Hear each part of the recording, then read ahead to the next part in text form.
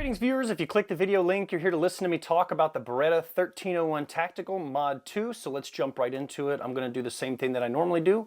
First thing we're going to do is an unboxing, so you see what it is exactly that you get when you receive the firearm. Then I'm going to do a tip-to-tail coverage of the firearm, just let you know some of the specifics about it. And while I do that, I'll go over some of the changes that I am aware of from the Mod 1 to the Mod 2. In the event that you are curious about that, maybe you have the Mod 1 and you want to see if the changes are worth it for you. I do not have a Mod 1, so I can't tell you that, but what I can tell you is this is an amazing shotgun, and I'm very happy with it. So without further ado, let's see what you get in the box. All right, so as usual, our fancy expensive guns come in these special tactical cardboard boxes. So we go ahead and open this front flap up. We've got the shotgun wrapped in a plastic bag. They do have a little piece of cardboard here that goes around the charging handle, kind of keep that protected. Underneath the flaps here, you'll have a bag that has some accessories, as well as all of the literature. So we've just got a notice about needing a magazine tube capacity restrictor for hunting. We've got your registration card and information, and then we've got our instruction manual. Inside of the bag here, there is a couple things. We've got a plastic choke wrench. We have a second choke that comes in the tube here. You can see all the printing that is on here. These use the Optima HP chokes, so make sure if you plan on getting some other ones that that's the style that you go with so that everything mates up and threads properly. So this is the one that comes with it. It's marked CL for cylinder. 18.60 engraved here. This choke that is secondary in the tube here is an improved cylinder. The one that comes installed inside the gun is just a regular cylinder bore choke, but it's the same exact style, and the designation on it is CL. The only other thing that's in the bag here, we've got a couple of long screws and some spacers, so you can increase your length of pull on the stock as needed, and then again those longer screws to help facilitate utilizing those. So that's all that comes in the box with it. And we're going to go ahead and break the shotgun out and take a look at it and some of the features and compare it to the previous version. All right, so let's talk about this thing. Obviously, as you can see in its current configuration, this is not how it comes in the box. The only major difference is going to be obviously the side saddle that's on there, and then the fore end and everything is attached to it. This is the stock fore end that comes on there, so we'll cover that when we get to that. So let's just start talking about this thing. It is safety checked, it is empty, and the bolt is locked open. As you saw in the unboxing, this firearm uses the HP Optima chokes, so if you were looking for some sort of replacement or a different one besides the two that come with it, that's the style that you're going to need to look for. It does have some ghost ring sights here. The one difference that I'm aware of from the Mod 1 to the Mod 2 is the actual sight blade itself, not these two wings. So on the Mod 1, these two wings are metal and the sight post itself is plastic. On the Mod 2, the post and the ring back here are metal. So the Mod 1, those are plastic. I don't know if that's a big deal to you or not. I don't know that it makes much difference. They're still both very well protected, and they shouldn't be getting smashed around too much because it does have protection on either side of it. So it does have an 18.5-inch barrel. It is smooth bore. The magazine tube holds 7 rounds of 2 3/4-inch shells. Now I will tell you that many other people and even myself have experienced issues with that. In its stock configuration, I was not able to fit that 7th round in the magazine tube until I disassembled it and removed the little plastic cap that holds the magazine tube spring in there. So that is something that you may want to be aware of if you plan on loading this thing all the way up and you can't get that last round in. The next week's video is going to cover disassembly of this, and I am going to talk about that. On the front here, the clamp that holds the magazine tube and the barrel, there is an M-lock slot on the top on either side here. So you can see that. And there is a QD mounting point. Now, I will tell you, this QD mounting point does not work very well at all. If you stick a QD attachment in there, you can just simply pull on it and it'll pop out. I think that the thickness from the surface here going down to where those little ball bearings need to pop out and lock in place is just a little too thick. If you plan on using this as a sling attachment for a QD mount, what other people have suggested doing is filing that down from the surface. So just get a file, kind of sand it down flat, try your QD mount. If it's still popping out, file it just a little bit more and only do a little bit at a time. If you go too much, and then you're going to ruin it. But that is an option. The other thing that you could do, and it seems kind of silly and redundant, but since it does have that M-LOK slot there, you could just buy a single M-LOK attachment QD point and just slap that on there right above it. So again, seems kind of silly. You're adding extra metal and weight on the front of the gun. But if that's something you're worried about and you don't want to be busy shaving things down, that's an option for you. So now, like I said, the fore end on the Mod 2 has some M-LOK slots here. I went fancy and got the Midwest Industries rail, which again, in a couple weeks, you'll see a video installing that. But the Mod 1 does not have this here. It is just completely smooth. There is no extra attachment points. As well, this texture that is on here is ridiculously grippy. If you squeeze this hard enough, it's actually painful, and it'll leave some marks on your hand. So whether your hands are wet with sweat, rain, blood, whatever, you're not going to lose your grip on this thing. And this fore end is not bad at all. Again, it does have the mounts up front depending on what gear you like to run and how you like to run it.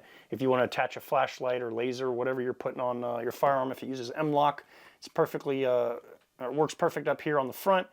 I'm just a Midwest Industries snob and I like putting the rails on everything. So again, that is one of the changes from the Mod 1. There is no M-LOK, and the texturing on here is really not grippy at all. I had a chance to hold one when I picked this one up, and I kind of did a real quick comparison and took a couple photos and did what I could. That one, man, you could put your hand on it and it'll slide without an issue. This, you're not losing your grip on it, like I said. This has got some nice texturing to it. So that is another difference between Mod 1 and 2. So again, moving our way back to the receiver, we do have a Picatinny rail that does come installed on here. I currently have a T2 micro attached on it. With this sight on here, I get a very low co-witness, but I can still see the iron sights through it, and it does have the super low mount on it. So if you're running something like an RMR or something even smaller than that, you should have a full co-witness with your iron sights if that's something you're interested in doing. Coming back here, we've got a super textured, knurled, and even, I don't even know what you would call this shape, an inverted pyramid here. So you actually have a nice purchase for your finger if you need to get in here to pull on it, or the bottom of your hand. Based on that shape and the ridges on there, you shouldn't have any issues grabbing it. We've got our oversized bolt release here that you can pretty much press from anywhere on here. You can touch the front, you can even touch all the way in the furthest back portion, and it'll send that bolt home without any issues. It's very user-friendly. It's a very large interface. You can hit it from over the top, from under the bottom, and you just basically have to tap it, not very hard at all, anywhere on there, and it will send the bolt home. This is a 3-inch chamber, so you can shoot shells up to 3 inches in length. If you were planning on using this as a turkey gun with some 3.5-inch magnums, you will not be able to do that here, so you're going to have to find another semi-automatic shotgun that will handle that. One of the other major differences that I was able to notice between the Mod 1 and the Mod 2, so the polishing on the lifter and inside the chamber on the Mod 1, the best way I could describe it is it looks almost like brushed nickel. So it's kind of shiny, but not really. The chamber and the lifter on the Mod 2 is like somebody went to town polishing that thing and took some time on it. Obviously, I'm sure it was a machine that did it, but you get what I'm saying. It's nice and super shiny and nice and slick. So there is a huge difference in just looking at it. As well, the Mod 2 has the Pro lifter, and the one thing that's unique about this is when this gun is sitting in the current position that it's in, you saw the bolt go forward, the lifter actually rests in the up position. So you can see as the firearm is sitting here, you can see where the there is a button here, and if I press it, it'll actually drop the lifter down, and then that's how you'll get it to actually lock back now because it's empty. But if there was a round in there, that's how you would get it to chamber. And the reason that's set up that way, I've got some A-Zoom snap caps here, so I'm just going to show you real quick. I'm going to load one of these in here. So I've got the round loaded in there, so there's nothing in the chamber. The round is in the magazine tube and the lifter is in the up position. So what I'm going to do is I'm going to pull back on the charging handle and nothing happens. It doesn't actually kick that round into the chamber. So I could sit here all day doing this and nothing's going to happen. So if you're just picking your firearm up, you've loaded it, you've got it by the bedside, you're carrying it, it's in your car, wherever you're doing with it, and you need to get around into the chamber, sitting there racking the charging handle is not going to do it. You are going to have to hit that lifter button, and now it'll load the round into the chamber. So the reason that I am to understand that it functions that way is, so let's say law enforcement's got this in their vehicle and they're taking it out and approaching a residence, and it's a tactical operation, they need to switch to a breaching round. Well, you don't want to sit there and keep charging this thing and spitting rounds out. So you should be able to just simply pull that out, slap the round in there, use your breaching round, and then now once you fire it and it goes off, it's gonna cycle and then start loading from the mag tube until it's empty.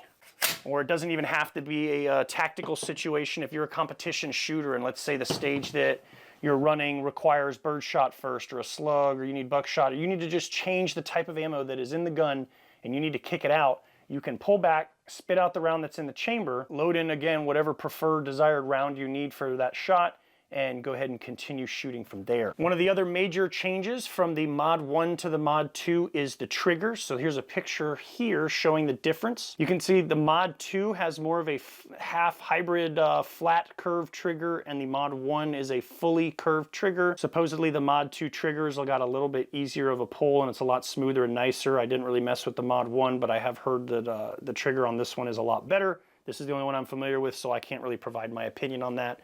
While we're speaking about triggers, we're gonna go ahead and use this trigger gauge again. Maybe you saw my review on this or not, but like I said, doing a trigger pull on something like this and telling you the trigger is 8 pounds, 5 pounds, 2.5 ounces, it doesn't translate very well unless you are a super trigger snob and me simply saying that number means a whole lot to you. To me, it really doesn't, but for those of you that it does, we're gonna go ahead and try it. So we've got this thing on. We're gonna hit the safety, which is this cross bolt safety right here. It's a very large button at the front of the trigger guard. We're gonna push it from right to left. So now the safety is off again, the gun is unloaded. Got our trigger gauge and we're gonna give it a pull. It's at 0, so let's see what we get. 4 pounds, 10.7 ounces on the first pull. 4 pounds, 14.5 ounces. And we'll do one more for good measure. 4 pounds, 14.2 ounces. So pretty consistent there. So just a little bit under 5 pounds. Again, for those of you that actually means something to, that's the information for you. Now, the stock that I have on this firearm is the field stock. As I said with the forend, the grip texturing back here on the grip portion is identical to the forend for the Mod 2. And it is super grippy, man. Again, it is painful. If you squish this hard enough, it'll leave some marks in your finger and you'll feel it. The Mod 1, this is the same as the forend. It's not very grippy at all. It's textured, but there's really not a whole lot there. If your hands are wet, sweaty, rain, blood, you're gonna be sliding around trying to hold that thing. This firearm does come with multiple options for stocks and as well colors, which I did mention. So this one obviously is in black. You can also get green, tan, or gray. The place that I got this one from was charging about $100 more. I really wanted to get the green one, but I didn't think it was worth the $100 difference since I was going to be putting a black rail on it. And there are still some accessories. So like the clamp on the front here is black against a green or tan or gray shotgun. So again, I didn't think it was worth it. I'll just keep it all black and keep it consistent. So you can get the field stock option here. They do also have a pistol grip version that you can get. The aftermarket one made by Chisel Manufacturing is a nice metal folding stock that's got a shell carrier on the right-hand side there. It's very nice. It's also very pricey. Probably not gonna go with that, maybe one day in the future, but as of right now, I'm not. This firearm and this stock, and I believe the pistol grip version as well, is supposed to be compatible with Beretta's kickoff system, which basically it's a series of pistons and springs in here, and it has a different little butt pad in the back that kind of absorbs some of the recoil. So as the bolt is traveling, it pushes against that mechanism and it helps cushion the recoil. This thing is not recoil very much as it is because of the gas system that they've got in it. But that, if you are extremely sensitive or you're small framed or somebody else that's going to be shooting it is, that's also an option that you can get for the 1301 Mod 2 and put that in there and help alleviate some of the recoil. Again, maybe somebody's elderly, but they still want to use the shotgun to hunt with and they don't want to get knocked on their butt. So that's a good option. So pretty much that is the tip to tail review here. I don't think that I missed anything. So actually I did miss one thing, the difference between the Mod 1 and the Mod 2, the magazine tube right at the front where the clamp goes on to the barrel and the tube. It is actually one piece on the Mod 1, and the Mod 2 shotgun, it is a two-part system. So that's, I believe, the only thing that I missed. So at the bottom of the stock here, there is a little rubber plug that if you remove this, it does have a QD attachment point on it. So you're able to use that. It is kind of in an awkward location. So if you are running a 2-point sling from here to the front, because of it being on the bottom there, the gun tends to roll when it's slung. So it's going to want to kind of spin on you, and it'll be in an awkward location if you're not physically sitting there holding it while it's slung. So just keep that in mind. The side shell carrier that I have on here from GG&G has a QD mount right here where I would expect one to be. So if I plan on using a QD sling mount, I'm going to be using this one right here. All right, so now we've gone over a tip to tail description of what you get when you buy this thing. So what do I think about it? Well, I think it's an amazing shotgun. It shoots extremely fast. So for a very short amount of time, I carried the Benelli M4, and that was a fast-firing shotgun. This thing actually, in comparisons with the high-speed video, does shoot faster. I don't know that I'm good enough to outrun the gun, so that's all irrelevant to me. I'm no Jerry Michalik for sure, but this thing fires super fast. So as fast as you can pull the trigger and control the recoil on it, you can just continue to dump rounds out of this thing. Only problem is with that 7-round capacity in the tube, it will empty pretty quickly. So hopefully you're hitting what you're aiming at while you're doing that. So this thing exclusively eats a diet of flight control federal buckshot. I do have a Federal Hydroshock slug here just in case. That's why I've got it down here on the bottom in the match saver, just in the event that I really need to punch through some sort of barrier or anything. But the other rounds that are in here that stay loaded, and again in the side shell carrier and the top match saver, they are all Federal Flight Control buckshot. I want to have the consistent round coming out of this thing, so when it's patterned and zeroed, I know every single time when I pull the trigger where those pellets are going to go. If you are shooting birdshot or you want to shoot some sort of different buckshot out of it, there is a variety of different chokes that you can get. I know some of the buckshot out there gets a little squirrely, and it's hard to pattern consistently, so putting a nice choke system in there. The one that I'm keeping in here is the cylinder bore, and that is for reasons to go with the flight control buckshot that we can potentially talk about in another video. That's not what you're here for. So the only thing left now to do is take this thing out to the range and shoot it. So I'm not really sure what happened when I went outside. The audio on my camera decided it was not going to work outside, so I'll save you the boring details. Basically, I'm just going to shoot a couple times at the targets pretty fast. So hopefully you enjoyed the video. Please let me know if there's anything you liked, didn't like. Give me a comment down below if you think I missed something or there's anything else you want to know. But with that, I'm going to leave you with some shooting without sound, and we'll catch you in the next video.